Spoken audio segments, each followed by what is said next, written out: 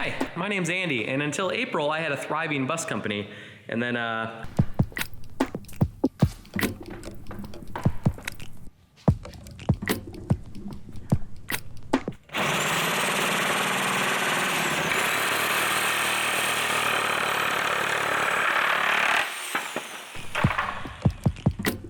Rule number 1, accept reality. Not everything that is faced can be changed, but nothing can be changed until it is faced. James Baldwin.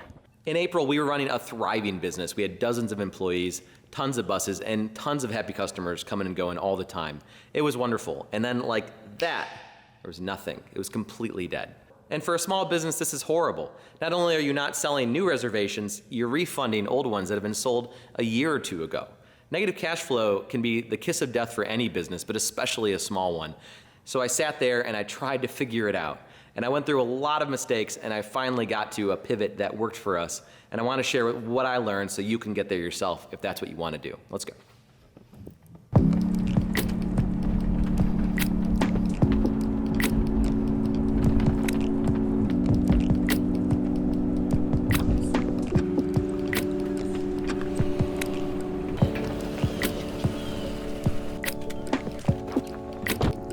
I usually walk that way, but I haven't taken that path yet. Let's go try that one. Rule number 2, pick up the pieces. The musher's motto has always been, drive the dogs you have, not the dogs someone else has. John Balzar. So if you follow rule number 1, you've accepted the reality, but now what are you gonna do? A lot of people start with ideas. Ideas are good. Ideas get you excited, but you can't just have ideas. You need a path. You need somewhere you want to go to get out of your present now, which might not be that good. And I felt that this was the end of the bus company. But I had a lot of free time on my hands then, so I was sitting at a blank piece of paper, literally, and I felt that I just had a totally clean slate, in a bad way, to start over again. That is not an exciting prospect. When you're in a business for 10 years, nobody wants to start over again. But it wasn't true. I had a big bus garage. I had a lot of customers that knew that we put heart into everything that we did. And we had a bunch of employees who were laid off and at home, but still wanted to do stuff. They wanted to get up and get things done. And so I looked into different things we could do. First, I looked into a mask machine. You know, mask machines are, turns out, about $5 million. I called lots of places, seeing about getting a machine cheaper, or trying to see if I get someone to invest or do something like that, and I had no such luck. That was not happening. I also looked into a toilet paper machine because, of course, toilet paper was in super short supply, and it turns out you need a sawmill. Merged. You need a sawmill for that, and a paper mill, and a lot more equipment. That just wasn't going to happen. So it was then that I saw in the news that hand sanitizer was in short supply. Hand sanitizer, of all things. Hand sanitizer was not a popular product before COVID hit, but all of a sudden everybody wanted it, and it wasn't in stores anywhere. And a lot of doctors felt that hand sanitizer could keep you safe, and it just seemed really bogus that Detroiters couldn't get any of it. Use this log here as a tripod. So I looked into what it took to make hand sanitizer, and it turned out it was actually a lot easier than you might think. It's just alcohol, a couple other ingredients. The trouble though is that nobody could get the alcohol. Everybody was hoarding it. Everybody was trying to keep it all to themselves. Industrial users were buying huge quantities of it, train cars, thinking it might run out in the future. So we couldn't get alcohol anywhere. But I called and I called and I called and I called probably 30 or 40 places before I found one on the west side that had a couple drums of alcohol. So right there on the spot, I charged all this alcohol, drums of it, 4 drums of it, I think, about 200 gallons, to my personal credit card. And it was triple the normal price. I mean, it was absolutely exorbitant, but I had to try this thing out. I had to give it a shot. And so we got the alcohol back to the warehouse, made our first batch. It sold immediately. And so then I found a little bit more. The guy who I bought it from originally got a couple more in, but that was it. He said he's getting no more. And so we made another batch. But then we were stuck. We were out of supplies. And so I called around nationally, and everybody was completely out of alcohol. There was no way we were gonna be able to get this. But we found one supplier, but they could only deliver by the semi-truck. I'll pick up on the alcohol story in a minute. But coming to Belle Isle here, ow, is a metaphor. You gotta find a new path. Look, there's not a lot of path here. There's a little bit, but there's not a lot. You gotta find a new path to somewhere you want to go and not just have an idea. I had 1,000 ideas before we settled on hand sanitizer. A whole bunch that were just totally terrible, like a rolling bodega out of our buses, and it just was never gonna work. You gotta find your way through. And you gotta accept that it's gonna be a little uncomfortable as you're going along. But you've got a lot of stuff. You've got relationships, you've got friends, you've got networks. You can figure it out. Then eventually you'll get somewhere beautiful. Like this. But until then, branches in the face.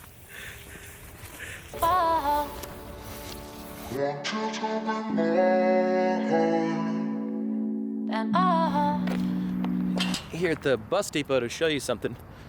Here's all the buses that have been parked since April, which is kind of heartbreaking, but they'll be here for when things get going again. Rule number 3, commit fully. If you don't risk anything, you risk even more. Erica Jong. This is a 7,000 gallon tanker truck.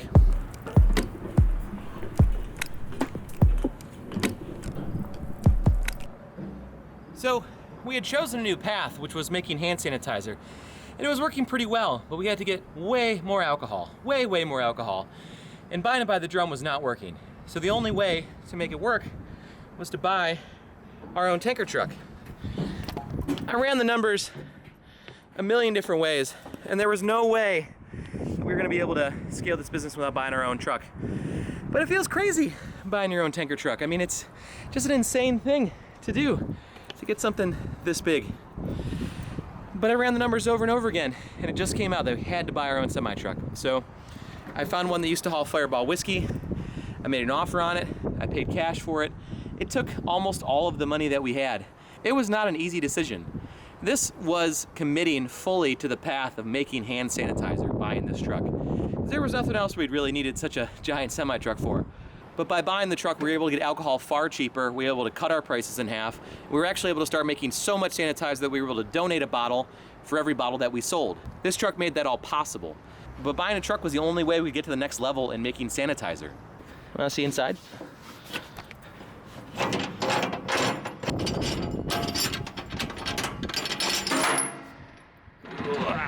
Oh yeah, see it in there? Whew, it smells strong. That is about 3,000 gallons of pure food grade alcohol. That is not something a few months ago that I would have had, but here we are.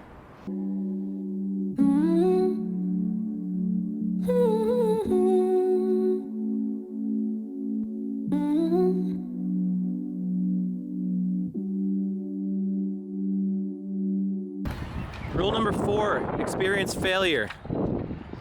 Nearly only counts in horseshoes and hand grenades. Neil Gaiman. Now I've messed up riding this BMX bike more times than I can count. And I messed up tons of times in the sanitizer thing so far. One time I ordered $3,000 worth of labels oriented the wrong way, so they wouldn't even work in our machine. That's a bummer. Goal is still to succeed. I want to go and ride this bike really well and do cool tricks and have fun, but sometimes that's not in the cards. But I learn from it, get a little smarter every time. I try not to make the same mistakes. But whenever you're taking on a new challenging thing, some failure is kind of the expected outcome. And how do you think any of the BMX stars never fell off their bikes? That'd be impossible. They've broken bones, they've scraped knees. It's just part of the process. It's just part of how it goes.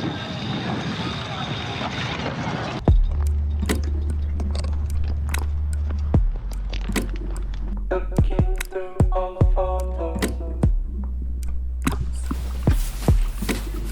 different kinds of colors.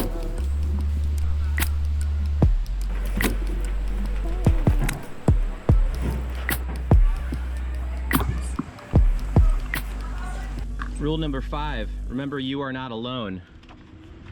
Fight for the things that you care about, but do it in a way that will lead others to join you.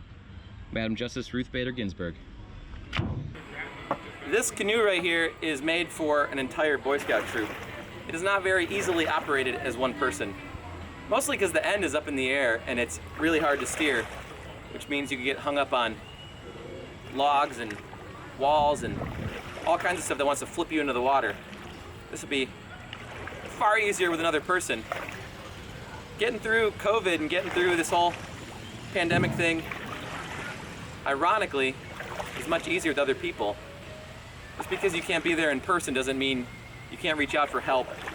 Other small business owners really know what you're going through right now because they deal with the same issues. Yeah. See, told you. The wind wants to take me right into the wall. As a bus company, there would have been no way that I could have gotten the word out if we didn't have thousands of people online who supported us, who shopped with us before. Oh, got a tricky part coming up. But we had a business right away because we built on that history. And people wanted to support us. They wanted to keep our small bus company going, and I really appreciate them for that. So, but if you gotta go it alone, as I'm doing here, you just keep paddling. Look ahead, you'll make it. So thanks for listening today. I appreciate it. I hope you make it an awesome day. See ya. Want you to be mine, want you to be mine.